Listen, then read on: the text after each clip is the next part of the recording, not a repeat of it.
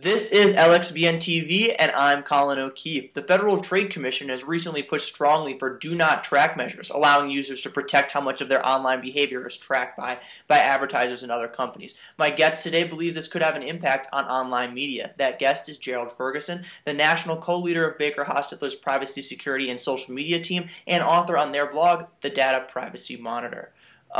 Gerald, first off, can you explain what Do Not Track is and how the FTC is pushing that? Absolutely. Let me step back and talk a little bit about the underlying technology. Do Not Track is directed at specific technologies that websites are using to track user behavior across the internet.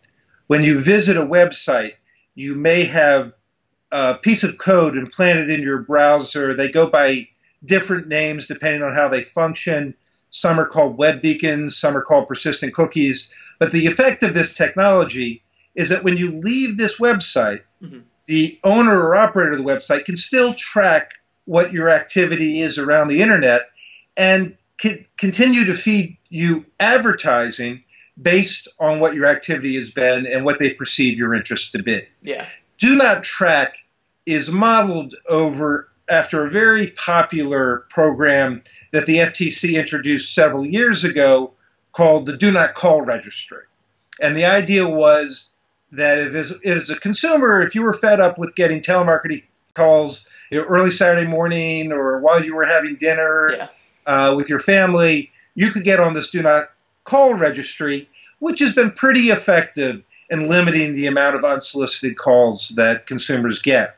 So the concept behind Do Not Track is similar to Do Not Call. The idea is to empower consumers as to decide as to the extent to which their activity is going to be tracked over the internet, basically giving consumers the ability to turn off this tracking technology when they don't want to be tracked. Yeah, it's very interesting, and I actually didn't know that it was related somewhat to the Do Not Call, but you made a great point on that blog, The Data Privacy Monitor, that this could have an impact on online content and online premium content for that matter. Can you explain that a little bit and what impact you think that may have on online content right now? Absolutely. As I pointed out in my blog, there's no such thing as a free lunch. And a lot of us enjoy content on the internet right now, which is free in the sense that we're not paying for it. And we're having services provided to us by social network sites, by content aggregators. We're having services provided to us that we're not paying cash for. But on most of these sites, we are paying with something else. What we are paying with is our own identity, our own privacy. And through the use of these technologies, particularly these tracking technologies, websites are getting a very detailed picture of what our interests and habits are, and are using the profiles they create of us to sell this to advertisers at a premium in order to target ads to us. So we're not paying with cash right now, we're paying with privacy. The impact I see of Do Not Track, if it gets implemented and rolled out in the way the FTC is recommending, is that it is going to make this payment with privacy much more transparent and explicit. As a consumer, you're going to realize, wait a minute, I didn't realize when I left website A and went to website B, website A was still paying attention to what pages I looked at on website B. I didn't know that. And now I have the ability to turn that off. Sounds simple, but not so simple. I mean, the reality is that as consumers, we've had the ability to turn off cookies for years. Every popular web browser has a feature called disable cookies. So when you disable cookies, you don't have to worry about being tracked anymore. But the reality is that most websites don't function if you disable cookies. Even the FTC website doesn't function properly if you disable cookies. So consumers have essentially been trained not to disable cookies.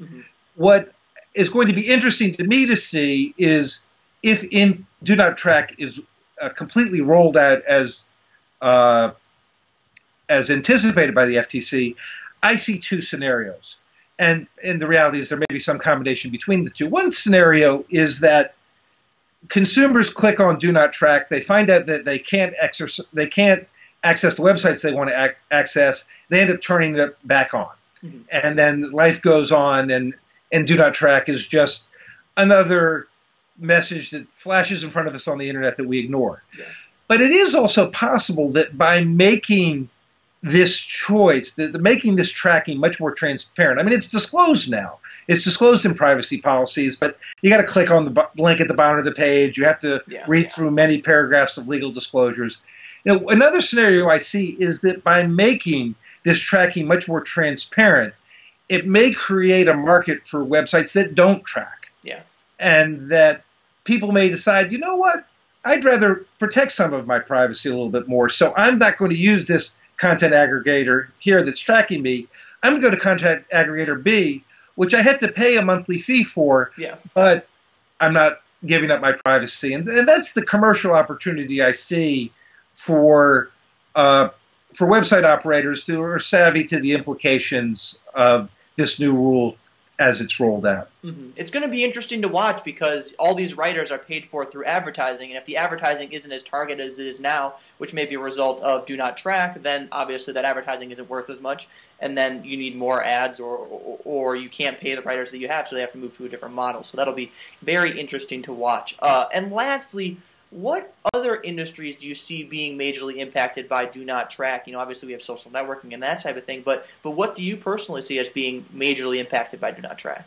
Well, if I could broaden your question a little bit, I mean, the Do Not Track initiative has been something that the FTC has been floating for some time as a priority. They made it a central aspect of a report on consumer privacy that they issued last week. They made it clear that's going to be their real priority in the months and year ahead. Mm-hmm. But Do Not Track is just one aspect of the FTC's initiative. I mean, ultimately, they made it very clear their goal is to empower consumers to be able to make choices about how their private information is collected and used, and to have greater transparency about the methods and means in which information is collected and used. Mm-hmm. And as they follow that goal, both in terms of Do Not Track, but also in terms of mobile technology, the ability to do tracking technology on mobile devices, I think every company is going to be faced with a choice. And I see them going two ways. One is to follow the model, to draw an analogy from green technology. Yeah. There's some companies, in recognizing that some consumers are very concerned about the environment, market themselves as green. Yeah. I could see more and more companies marketing themselves as privacy secure. Mm-hmm. We don't track you. We don't pay attention to what you do. We're not. If you access us on your cell phone, we're not tracking your location and beaming you information related to that location. I could see some companies going that route. Mm-hmm. On the other hand, some companies, I think there is a case that can be made that tracking has benefits for the consumer. I mean, if I get engaged to be married, probably more useful for me to get advertisement about wedding photographers and florists than it is to get advertising about funeral homes. Yeah. And so I think that to the extent that companies want to continue to use the different type of tracking technology that's available in a broad sense, the geolocation on mobile phones and things like that, they'll have to make the case better as to why this is a consumer benefit. Yeah, I mean, I think it's going to be very fascinating to watch over the coming years because much of the modern web is built on the backs of targeted advertising. So it's going to be very interesting to watch how this develops and how legislation catches up to technology and to see what impact that has going forward. Once again, that was Gerald Ferguson of Baker Hostetler and the Data Privacy Monitor. For more on this story, be sure to check out dataprivacymonitor.com and, of course, lxbn.lexblog.com. Thanks, Gerald. Thanks a lot, Colin.